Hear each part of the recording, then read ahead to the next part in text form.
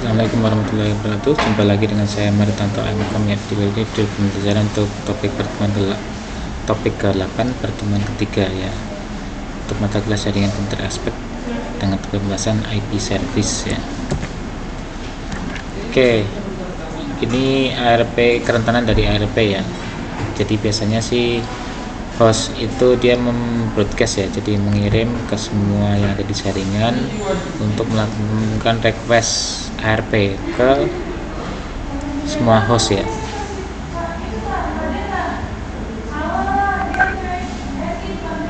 Nah, kalau yang host yang dia IP-nya sama, itu dia akan mengirimkan ARP reply ya.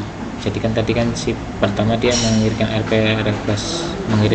ARP request yang kemana-mana ya. Kemudian nanti yang ada IP yang sama itu, maksudnya IP networknya sama, dia akan memberikan ARP reply ya.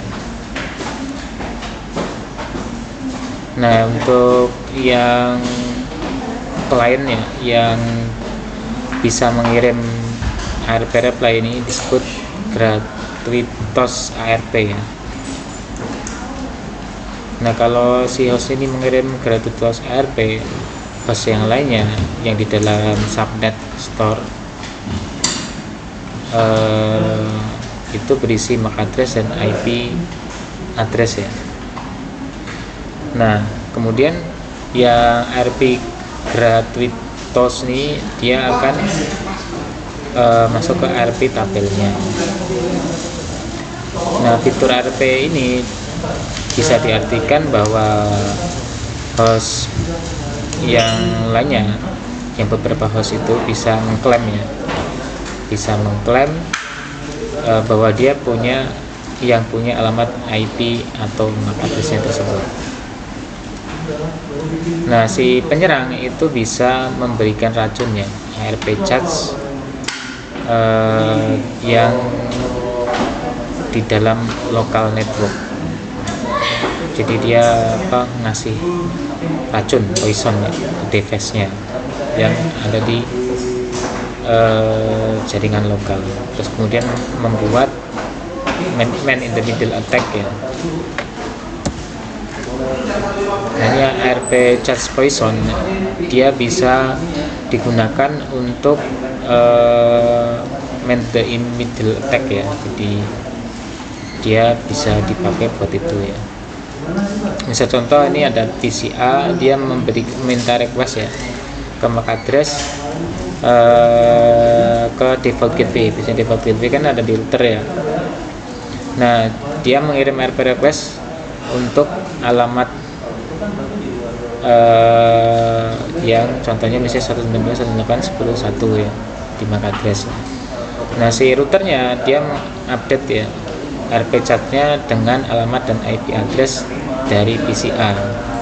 Si router itu mengirim ARP reply ke PCA. Jadi si ARP charge-nya ini dia merubah ya, mengupdate dengan alamat IP dan MAC address dari R1. Nah, si penyerang ini dia mengirim 2 spoof graduate ARP ya untuk mereply dengan menggunakan MAC address yang diindikasikan sebagai IP address tujuan. Nah, si PCA dia mengupdate ARP charge-nya dengan default gateway yang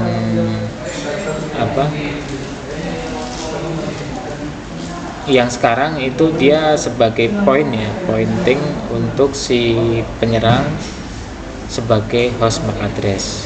Jadi R1 juga atau di routernya itu ada juga ARP chart dengan alamat IP PCA point yang dia juga sebagai si aktor penyerangnya. Jadi modelnya seperti itu ya. Ada yang lainnya serangan DNS attack ya. Domain name service protocol ini dia otomatis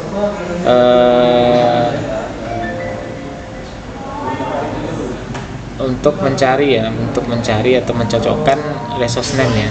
Contohnya misalnya cisco.com dengan alamat address dari IP-nya, kayak bisa IP versi 4 atau IP versi 6, yang di dalamnya formatnya itu terdapat query, respon, dan data untuk mengidentifikasi tipe dan DNS responnya ya.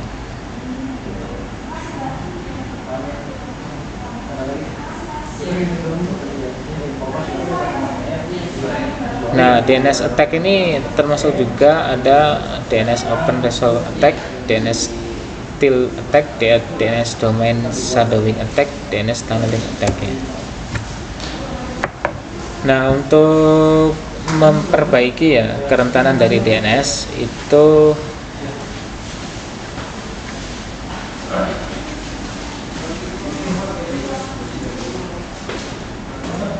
ada DNS cache poisoning attack, DNS amplification reflection attack, DNS resource utility attack ya.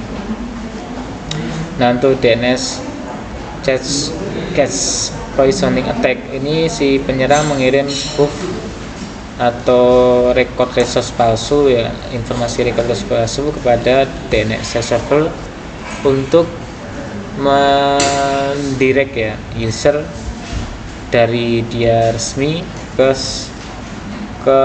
situs yang berbahaya ya.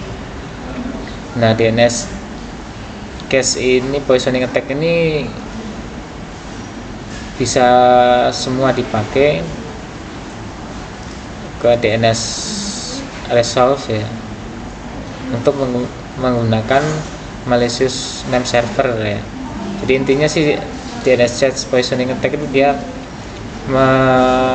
jadi ada yang website berbahaya, jadi dibuat seolah-olah bisa diakses ya oleh semua user ya, tujuannya buat itu ya, jadi biar masuk ke dalam perangkap ya. Nah, website berbahaya itu ya banyak ya, ada biasanya website judi online, prostitusi dan sebagainya, dan itu biasanya banyak mengandung malicious ya, berbahaya. Kemudian untuk DNS amplification and reflection attack, si penyerang ini dia menggunakan DOS atau DDoS attack untuk membuka DNS ya, resolver ya. Termasuk juga volume serangannya itu dan menyembunyikan sumber dari penyerang yang benar ya. Jadi yang benarnya penyerang sumbernya itu dia disembunyikan. Nah, threat actor ini dia mengirim ya pesan DNS untuk membuka resolver dengan menggunakan IP address dari si host target ya.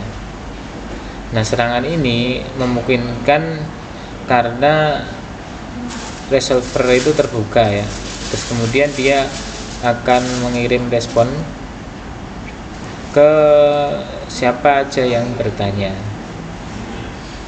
Kemudian ada DNS resource utilization attack ya. Nah, dia mengkonsumsi sumber daya yang ada di DNS open resolver. Jadi semuanya dipakai resource-nya ya. Nah, serangan DOS attack ini dia mengkonsumsi semua dari resource yang ada ya, yang mengakibatkan efek negatif dari operasi DNS open resolver ya.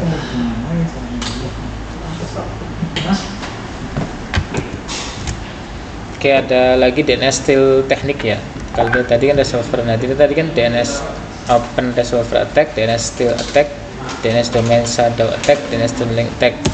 Nah, ini yang termasuk dari DNS resolver vulnerability ya. Kemudian ada DNS steal teknik ya, ada fast loop, ada double IP loop, domain generation algorithm. Nah, itu ya ada banyak. Kemudian ada DNS tunneling ya.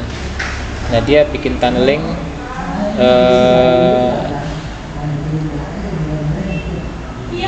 mengganti ya apa yang ada di tempat non DNS traffic dengan DNS traffic ya. Nah, ini ada DHCP ya. Nah, DHCP attack, Dynamic Host Control Protocol ya. Ini memberi alamat IP otomatis ya. Ada DHCP spoofing attack, wrong default gateway, ada wrong DNS server, ada wrong IP address ya. Nah, itu ada serangannya semuanya ya.